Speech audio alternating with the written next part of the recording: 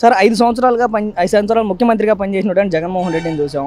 14 సంవత్సరాలు గతంలో ముఖ్యమంత్రిగా పనిచేసినటువంటి చంద్రబాబు నాయుడుని చూసాం. ఇప్పుడు ముఖ్యమంత్రిగా చంద్రబాబు నాయుడుని చూస్తా ఉన్నాం. వీళ్ళిద్దరి మధ్య డిఫరెన్స్ ఏంటి? తేడా ఎవరి ఆలోచనలు వాళ్ళు చేస్తున్నారు. ఎవరి డెవలప్మెంట్ వాళ్ళది. సరైన చదువు జ్ఞానం ఉన్నాడు ఎవరు జగన్మోహన్ రెడ్డి పరిపాలన మెచ్చుకోరు. చంద్రబాబు నాయుడు చేసిన ఒక హైటెక్ సిటీదే మెయిన్గా వస్తుంది. దాన్ని అడ్డం పెట్టుకొని రింగ్ రోడ్లు అయ్యి ఆ కాలంలో ఇచ్చారు. పెద్దవాళ్ళు కూడా చాలామంది అమ్మో ఇదంతా ఎందుకని అన్నారు.